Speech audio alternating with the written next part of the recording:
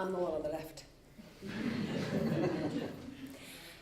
Thank you for involving me first. I'm one of the parents, and there's two of us, Chris and I, have worked together with the team on this. And the reason I'm here, I'm afraid, is to remind you that sometimes it goes wrong.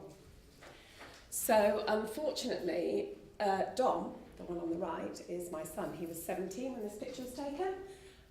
It was summer 2017 and we were on holiday and we had a fantastic time. Some of you will have come across Dom, either his story or him personally before.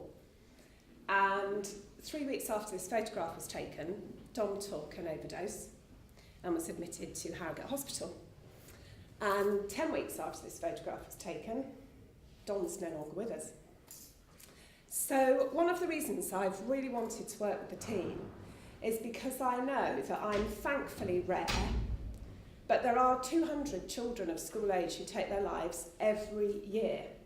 And I can't get Dom back, but I can try to help you do the jobs you do with the best of intelligence, dedication and commitment to try to stop those numbers, to bring those numbers down.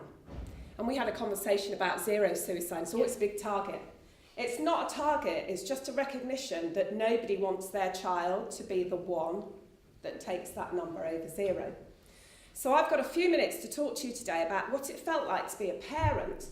Now, I was a head teacher in a primary school, and I know about Healthy Child, and I know about CAMS, and I know about referrals, and all of those kind of things.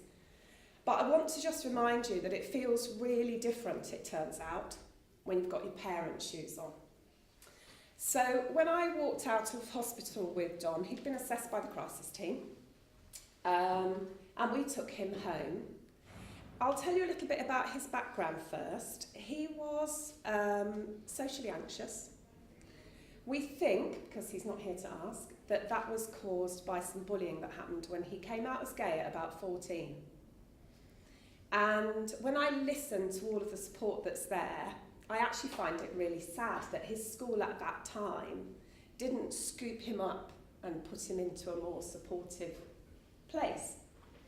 But I've got a few of those I wish I's, and that's one of them. So he came out of that early phase of bullying, and he used to say to us, I think it's done me good, I feel stronger.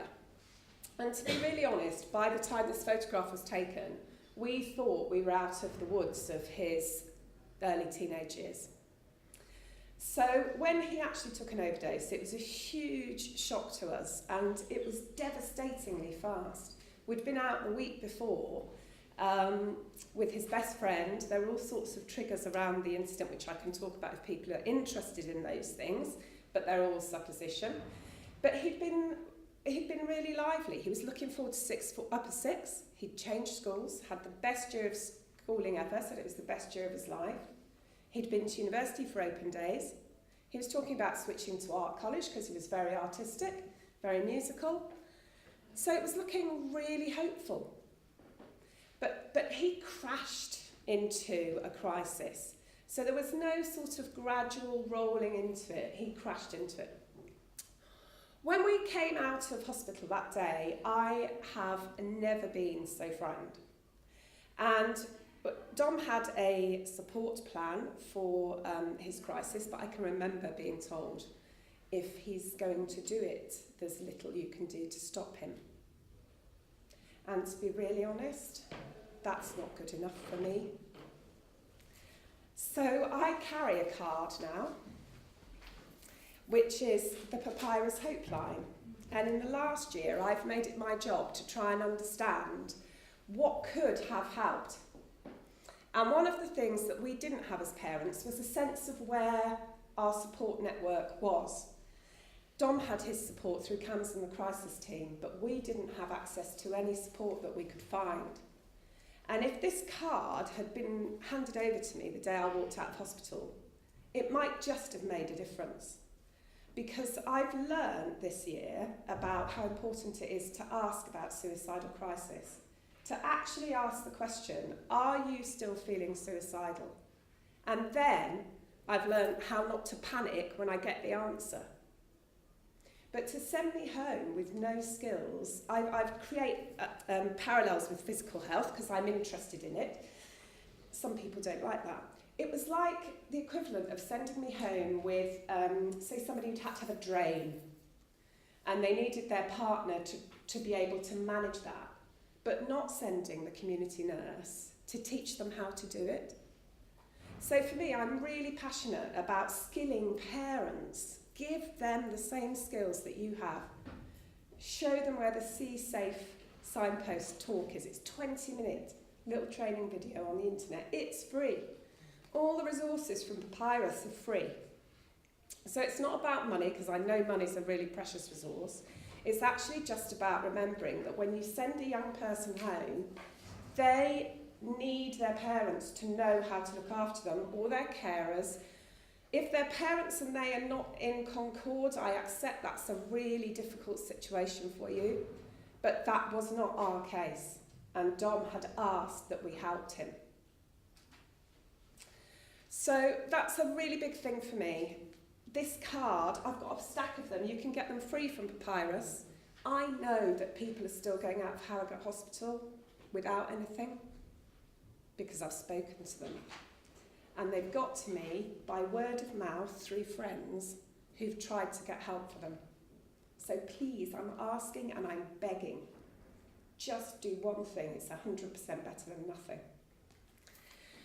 The second thing that I think is really important to talk about is the confidentiality issue, and I know it's really thorny because I've spent a whole year on a learning curve like this. But Don was 17, and because of that, we weren't told that he was still suffering daily suicidal thoughts. And because of that, he went back to school. We feel we made decisions in a false frame, effectively. When he died, the policeman said to me, legally, he's a child again. Now, I could try to change the law. It'll take me a very long time. I will do my best. But actually, as practitioners, if you could err on the side of sharing to save a life, there'll be some very grateful parents and carers and children out there. Because actually, it's my firm belief that Dom wanted to be alive, but he didn't know how to be. And that's all I have to say. Except the pathway which we've worked on is a really good first step for parents, because it will give them somewhere they can go that makes them feel like they're not alone, that there's lots of different doors you can knock on. Try not to close it if it ends up being alcohol, but it wasn't alcohol, it was drugs, because as parents we're not always sure what's going on in the background. And if you can just try as practitioners to remain, I know this is hard when there's lots and lots of cases. Actually, suicide can happen, and it can happen in a town like Harrogate, so it's not really a protective factor to live in a nice place. And if you could possibly make sure that the children themselves feel like there's paths they can follow, even if the first treatment doesn't work, I would be very grateful. Thank you very much. Thank you.